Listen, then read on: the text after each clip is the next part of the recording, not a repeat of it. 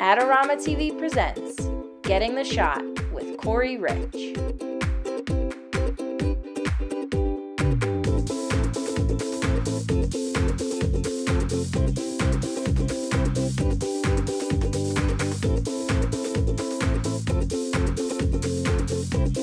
Hi, I'm Corey Rich, and you are watching Adorama TV. Adorama is the place where I buy all of my photo and video equipment, whether that's for personal use or for my professional use. Today we're going to talk about the ingredients or how to make great running photographs. Now, what I'm talking about today is specific to running, but you can apply a lot of the same philosophy and methodology to any action-oriented activity, any sport that's dynamic and moves quickly. So I kind of build a checklist in my head, and it starts with the athlete. I want to use athletes that are authentic to what I'm photographing, in this case running. That means they're actually out there putting in a lot of mileage. And it's not just the mileage, of course. I want the right look. I want them to look like a runner. If I'm, for example, shooting for a running brand, a shoe company, an apparel brand, I want them to actually have the right build that says, I'm a runner. You should spot them from a mile away. This is a legitimate runner.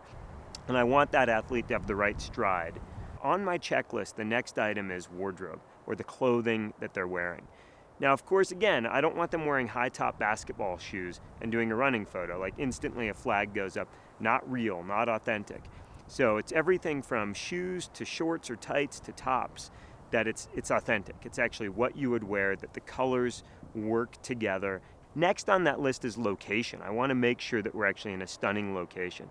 Today we're in the Sierra Nevada mountains, my home, in a beautiful meadow. It's fall, grass is turning brown, a little bit of wind, but I think I can work with that. Then it comes time to be a photographer. It's to think about what lens you're using, the lensing, and the technical settings on your camera. From an exposure perspective, when I'm trying to freeze action, I'm really in that 1,000th of a second to 2,000th of a second range. That way I'm confident that I can really freeze the action. I like to shoot shallow depth of field, even when I'm on a long lens, f4, f5.6. Sometimes I'll go all the way to f2.8. That way I can really separate my foreground, my runner, or my subject from the background.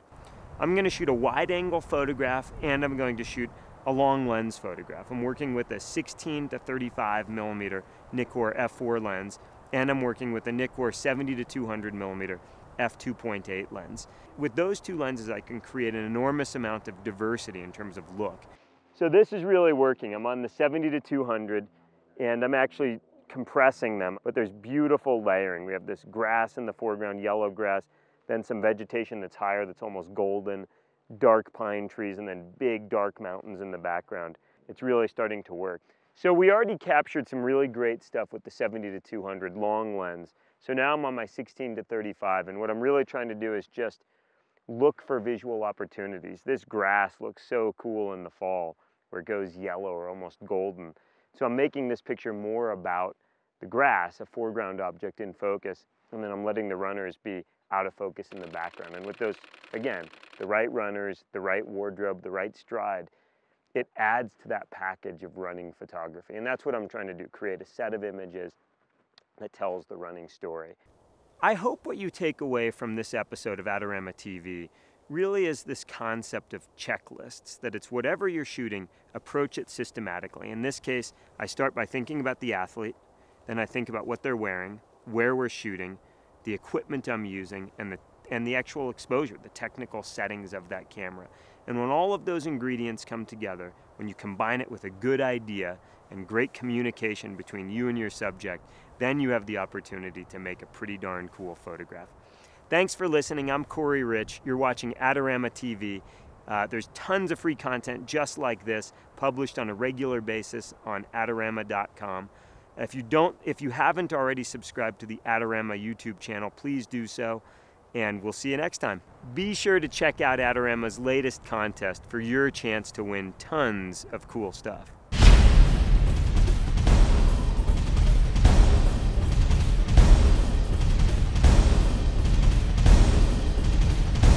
Do you want great-looking prints at low cost? Be sure to visit our easy-to-use online printing service. Adorama Pics has professionals who treat your images with the utmost care that you can count on. for a quick turnaround. Adorama TV presents Getting the Shot with Corey Rich.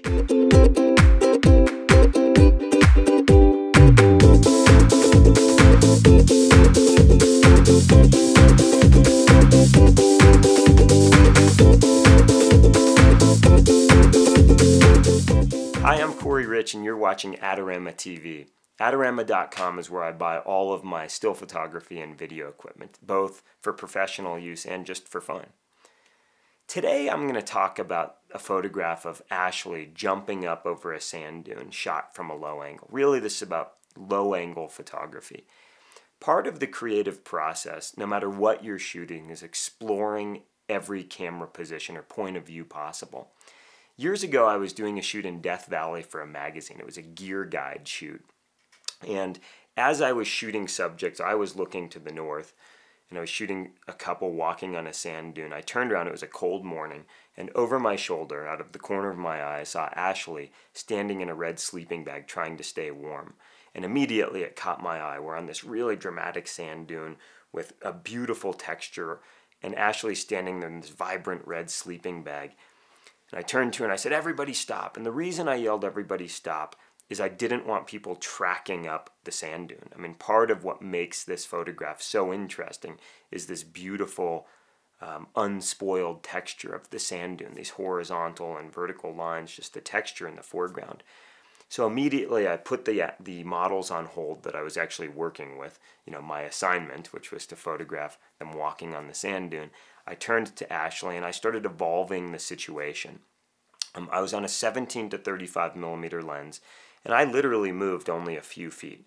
I moved Ashley slightly higher so that she was on the horizon line. And initially I started shooting from a standing position. That's what we do naturally. We all start shooting standing up. It's what we do naturally. But the downside to that position is it's what we're all accustomed to seeing. We see the world from, in my case, 5 foot 2 inches, and for most people, higher or lower than that.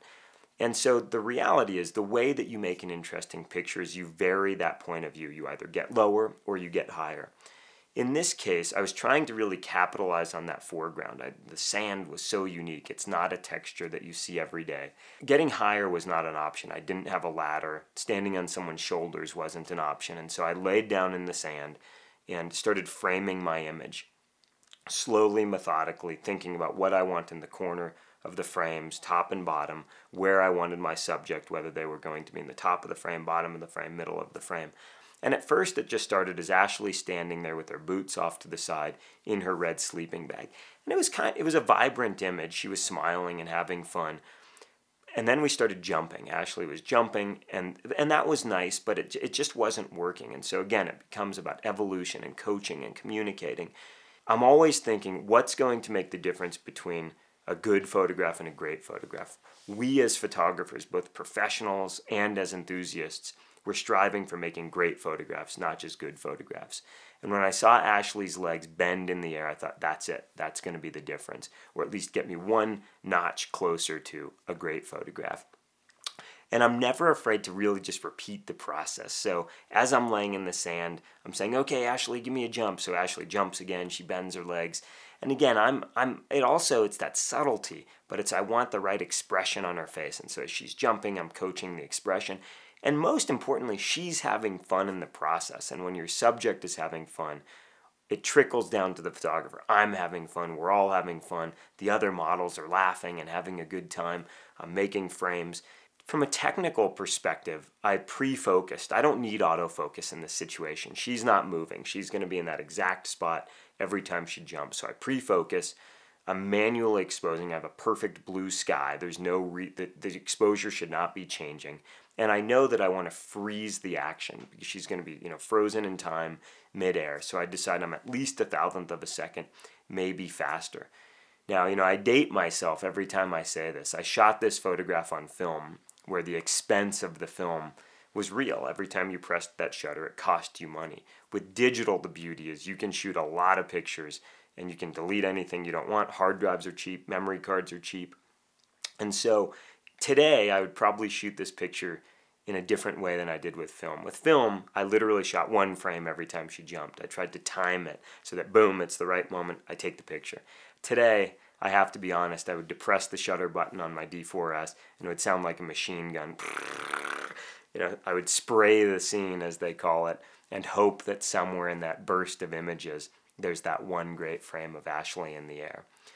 But at the end of the day, it comes down to finding a new perspective. In this case, it was getting low, showing the world a photograph shot from a perspective that's unusual, that's not expected. It's then putting a subject in that frame that's interesting, evolving the moment into something that's engaging, and then technically nailing the shot. Correct exposure, it's in focus, nice composition, a nice moment, and you've got a picture.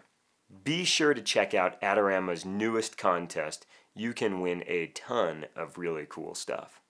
You're watching Adorama TV. I'm Corey Rich. There's tons of free content like this getting published on a regular basis. If you don't follow us on our YouTube channel, please do. Also follow us on other social media.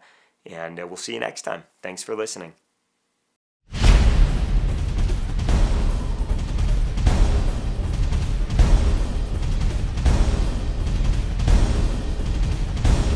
Do you want great looking prints at low cost? Be sure to visit our easy to use online printing service. Adorama Pix has professionals who treat your images with the utmost care that you can count on. For a quick turnaround on photos, cards, or albums, use AdoramaPix.com.